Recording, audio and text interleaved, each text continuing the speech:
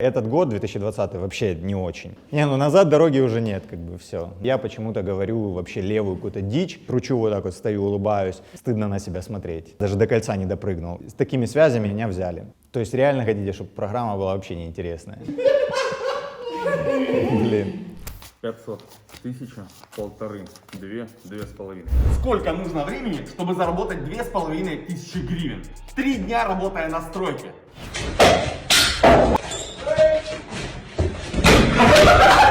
5 дней, сидя на кассе в супермаркете. 1500 478, а вы мне даете 1550.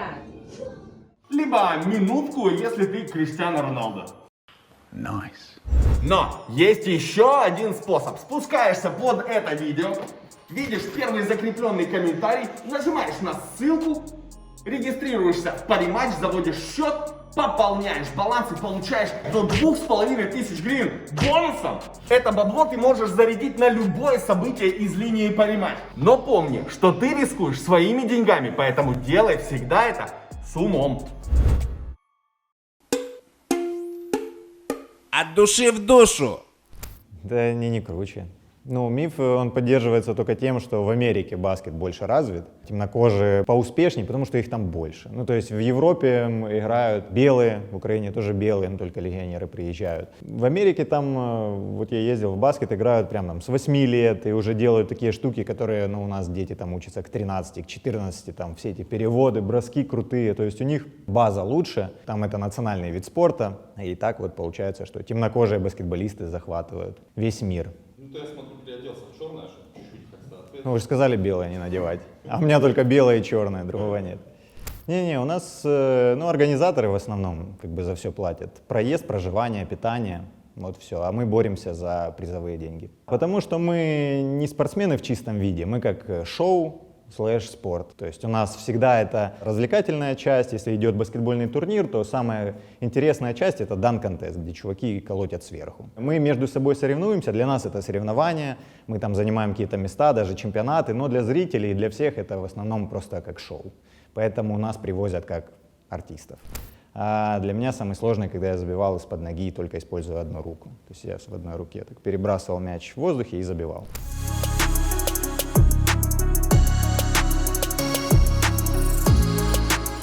Камикадзе, я назвал его так. Это мой бросок, да. Есть такой чувак, камикадзе, японец. И это его фишка. Но он делает это на земле, перебрасывает мяч так под ногой, а я решил прыгнуть и забить так сверху. И получилось. Разок. Ну, виделись на телешоу. Он меня подзывал, там пару слов перекинулись, но сказать, что мы прям познакомились, Дима, Шакил, нет, такого не было. Он узнал, что я из Украины, он сказал, что я же играл в одной команде с украинцем, со Славой Медведенко, я говорю, ну, конечно, знаю. Вот так перекинулись парой слов, да и все. И попросил я у него еще подписать майку для моего друга. У меня друг, там, фанат Шакила О'Нила, вообще невероятный, я ему привез из Америки огромный автограф Шакила. Подписал, что ли? Не. В следующий раз. Сказал, давай, сейчас не успеем, в следующий раз. Конечно, было. Я когда приехал в Америку, меня сразу бросили в игру, прям сразу с самолета. Я думал, у меня там будет пару дней на отдых. Но мне сказали, ты готов? Ну а что я скажу? Ну, готов. Вот, и вышел.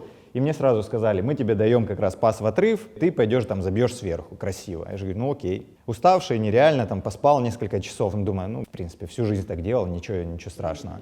Дали один раз, разбегаюсь, все хорошо, раз бывает, когда нога просела, ну, типа не прыгнула, такой раз, ну это очень стыдно, когда ты все время забиваешь, там красиво, все тебя знают как чувака, который лупит сверху, а ты такой раз, даже до кольца не допрыгнул, и это очень неловкий момент, такой, блин, и что делать, приземлился, мяч в аут выкинул, знаешь, так вот уходишь. Ну раз, потом 2, 3, не знаю, игр 5 подряд со мной такое было, это было ужасно, но потом нормализировал все состояние и начал забивать. Ну, такое случается. Тебя же не выгнали?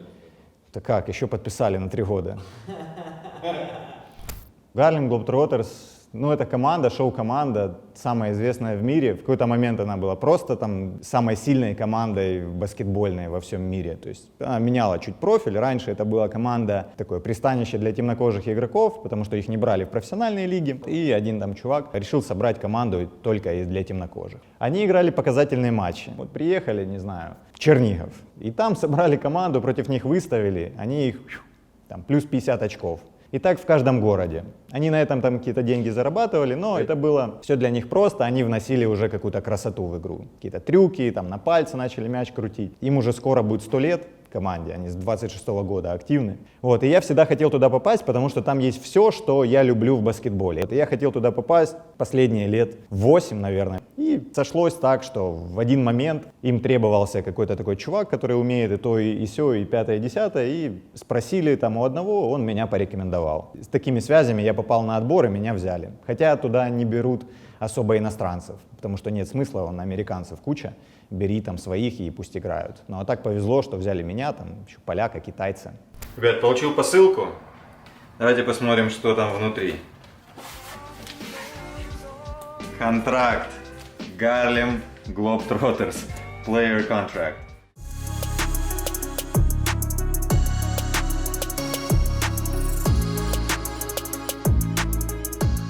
Сейчас это больше шоу, чем соревнование. У нас есть спарринг-партнер, против которого мы играем чуть ли не каждый день. И мы побеждаем.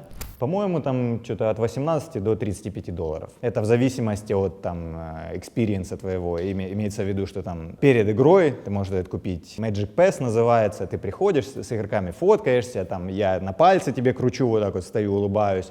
Вот по 200 раз на день. Это большая моя проблема, кстати. Есть люди, у которых это без проблем. То есть улыбка это вся отработанная. У меня только от души. Если я уже устал, так сказать, заколебался с этими детьми стоять, то так сложнее. Я видел, я ищу эти фотки в Инстаграме, и иногда стыдно на себя смотреть. Ну, такое, да.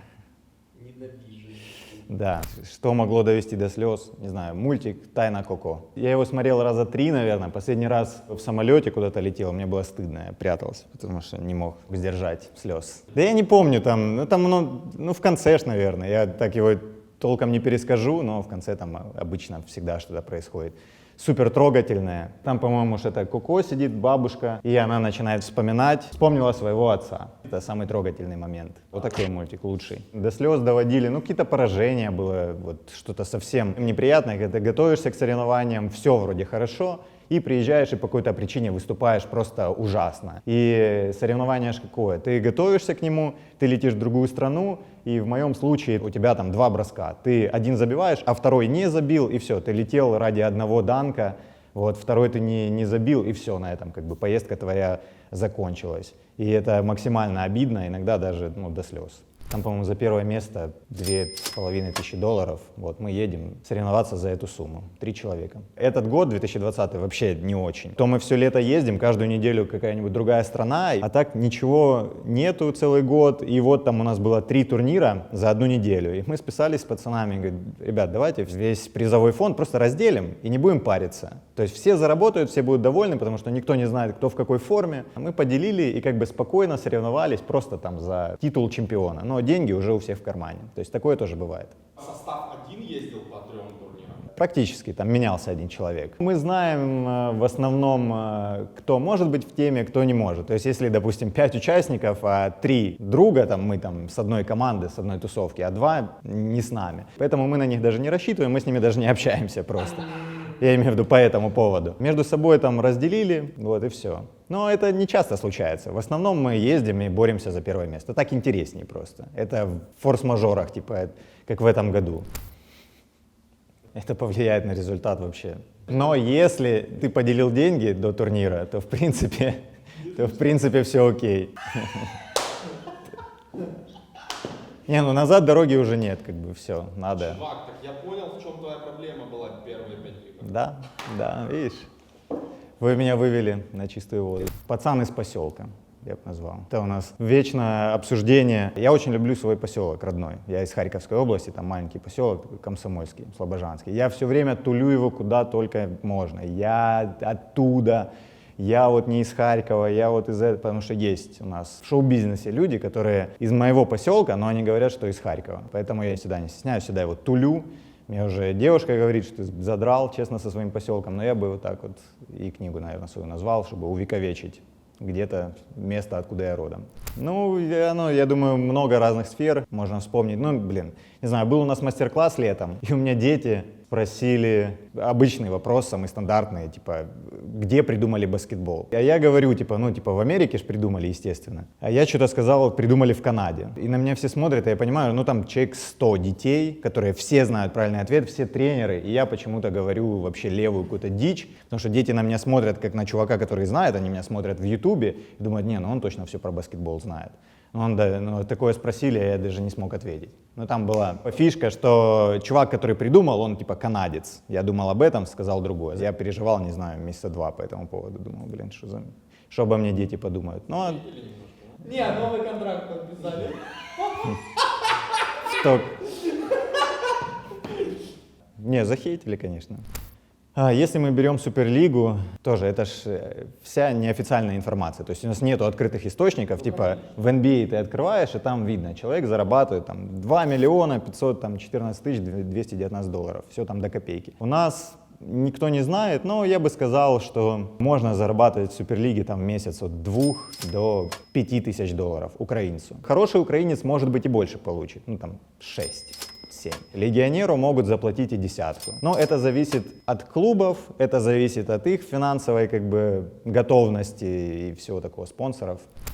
Ну, после каждого турнира, типа крупного, там нормально происходят движухи. Как в Америке все происходит, когда мы приезжаем, то есть наш человек, славянин какой-нибудь, мы, украинцы, там, поляки те же, латыши, у нас все время там пиво, что-то там алкоголь, вот такая движуха. А вот если пацаны американцы, у них, они постоянно накуриваются в хлам, причем накуриваются они даже до контеста, до соревнований, им как-то вообще все равно. То есть я смотрю, мы все стоим, разминаемся, пацаны куда-то отошли в сторону. Приходят такие.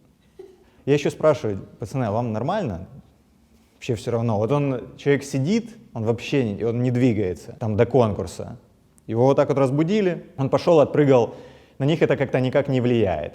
Вот, и с темнокожими ребятами постоянно это случается, постоянно.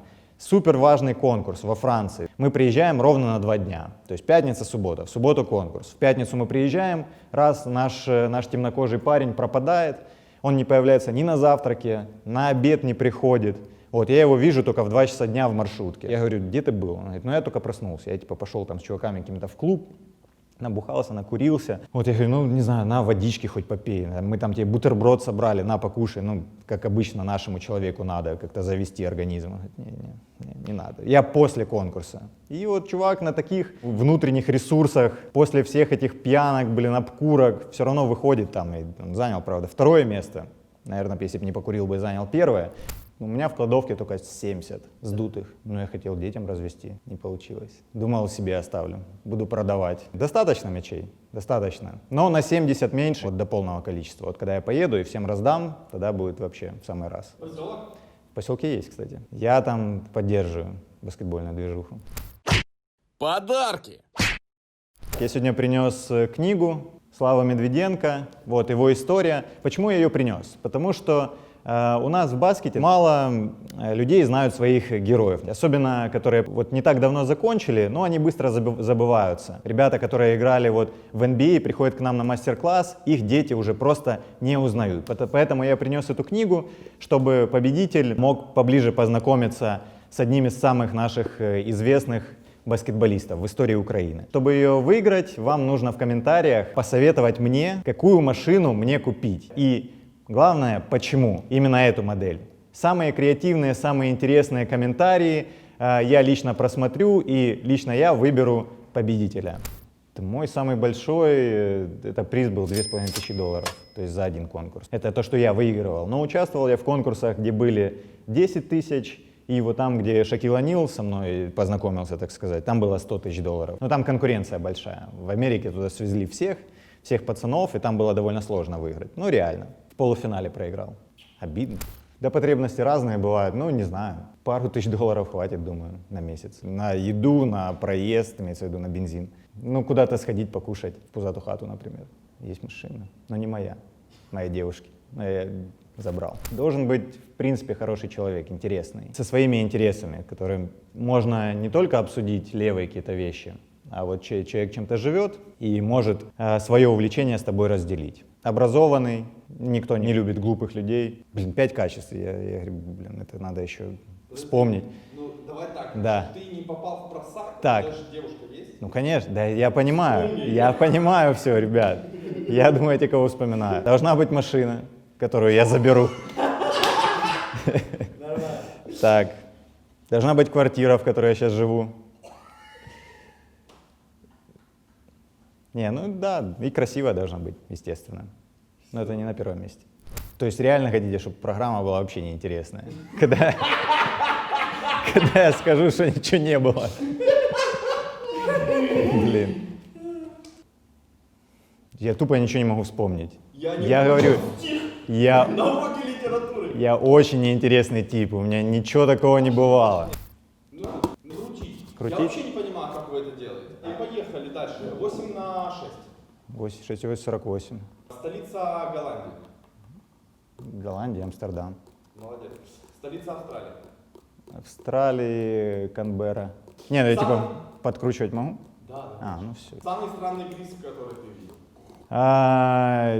Чайник, самовар, задан контест. Мы когда-то сами покрасили вентилятор в золотой цвет, и это был золотой вентилятор за победу в турнире. Ну, на самом деле не имеет уже рука, можно вот так подкручивать сейчас. Есть какое-то специальное приспособление, где делаются пальцы квадратными? Покажи Да, палец. в поселке у нас. Там реально.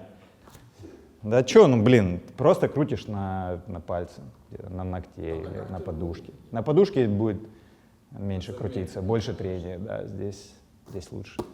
Физика есть. А у тебя ногти закручиваются? Да, вот так вот. Дима Кривенко от души в душу. От души в душу.